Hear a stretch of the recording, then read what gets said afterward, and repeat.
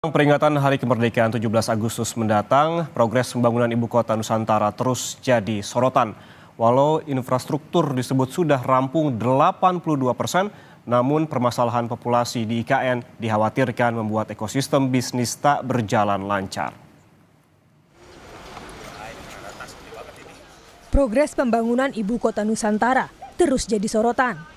Tak hanya soal infrastruktur yang terus dikebut, kepastian perpindahan populasi dari kota-kota lain di Indonesia ke IKN juga jadi pertanyaan.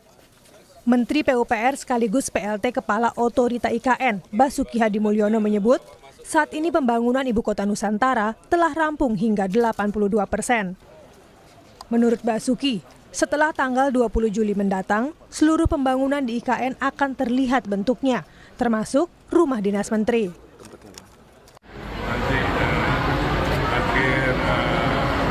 Setelah 20 Juli nanti semua akan kelihatan hasilnya. Sekarang lagi penyelesaian 82%. Semua istana, kantor presiden, kantor Menko, semua jabatan menteri, semua ASN, 12 tower, nanti akan insya Allah akan bisa kita selesaikan pada Juli. Sudah berapa persen Pak? Rata-rata 82%. Ya? Berarti pindahnya kapan Pak?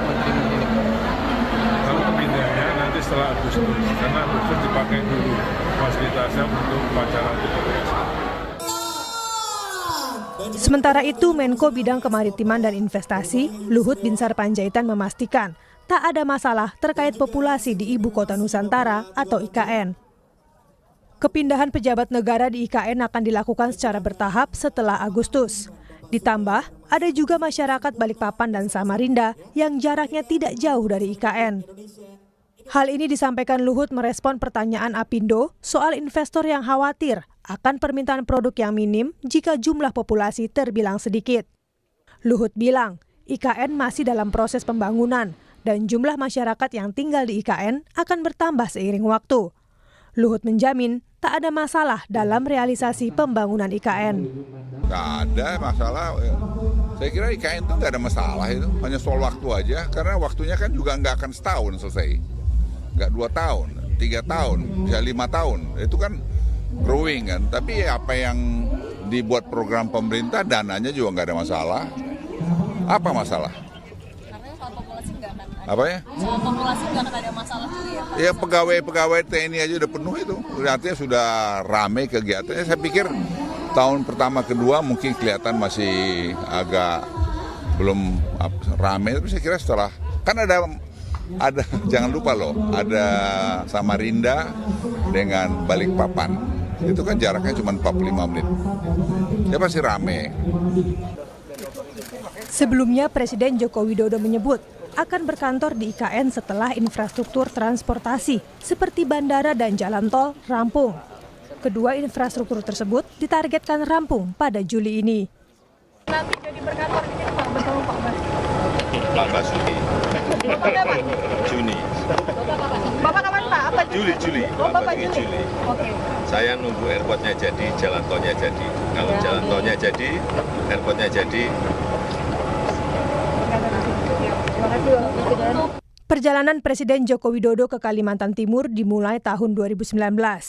7 Mei 2019 merupakan kunjungan pertama Jokowi ke Kalimantan Timur.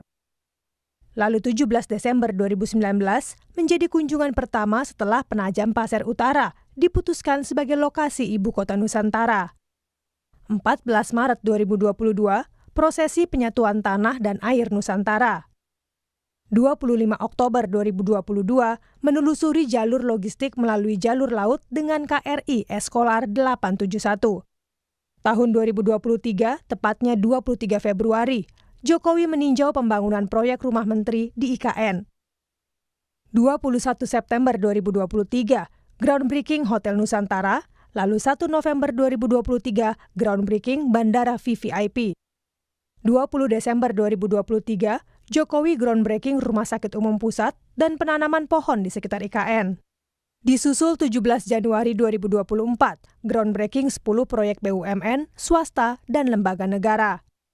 29 Februari 2024, groundbreaking kantor BRI, peresmian PT Kaltim Amonium Nitrat, dan terakhir, pada 4 Juni 2024, groundbreaking Universitas Gunadarma, serta meninjau pembangunan rumah menteri dan ASN.